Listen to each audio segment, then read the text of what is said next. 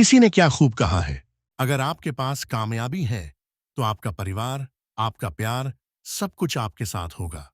नमस्कार दोस्तों, आप सभी को स्वागत करता हूं। आपके लिए एक छोटी सी कहानी। तो चले कहानी की तरफ।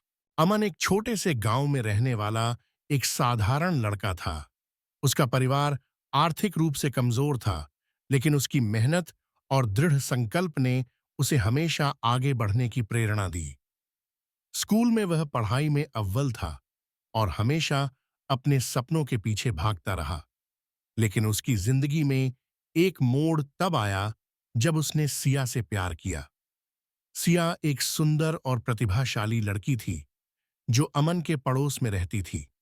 दोनों की दोस्ती धीरे धीरे प्यार में बदल गई। अमन ने सिया को अपने सपनों के बारे में बताया और उसे यकीन दिलाया कि वह एक दिन बड़ा आदमी बनेगा। लेकिन सिया के परिवार की आर्थिक स्थिति बेहतर थी और वे अमन को अपने स्तर का नहीं मानते थे। एक दिन सिया के परिवार ने उसकी शादी किसी और से तय कर दी। अमन का दिल टूट गया। वह इस असफलता को सहन नहीं कर पाया और उसने ठान लिया कि वह अपने सपनों को पूरा करेगा। उसने पढ़ाई में अधिक ध्यान दिया और एक अच्छे कॉलेज में दाखिला लिया। कॉलेज में प्रवेश के बाद अमन ने कई कठिनाइयों का सामना किया। कभी कभी उसे पढ़ाई के साथ साथ काम भी करना पड़ता था। उसने अपनी मेहनत से न केवल अच्छे अंक प्राप्त किए, बल्कि एक बड़े प्रोजेक्ट में भी काम किया, जो उसे एक प्रतिष्ठित कंपनी में नौकरी दिलाने में मददगार साबित हुआ। अमन ने अपने संघर्षों के बीच में सिया को कभी नहीं भुलाया, लेकिन उसने यह भी समझ लिया कि उसे अपने जीवन को आगे बढ़ाना है। धीरे धीरे उसने खुद को एक सफल युवा उद्यमी के रूप में स्थापित कर लिया। उसकी मेहनत रंग लाई और आज वह एक बड़ी कंपनी का मालिक था। एक दिन सिया ने अमन की सफलता की खबर सुनी।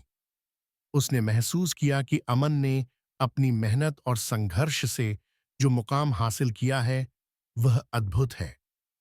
उसे यह भी समझ में आया कि वह अमन के प्रति अपनी भावनाओं को फिर से जागृत करने लगी थी।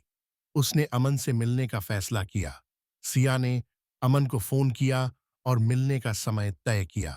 जब दोनों मिले तो सिया ने अपने मन की बात कही। मैंने तुम्हें कभी नहीं भुलाया। तुम्हारी मेहनत ने मुझे प्रभावित किया है।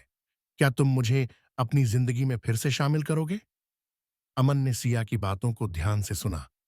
उसके मन में अब भी सिया के प्रति सम्मान था, लेकिन उसने अपने संघर्षों के दौरान खुद को मजबूत बनाया था। उसने कहा,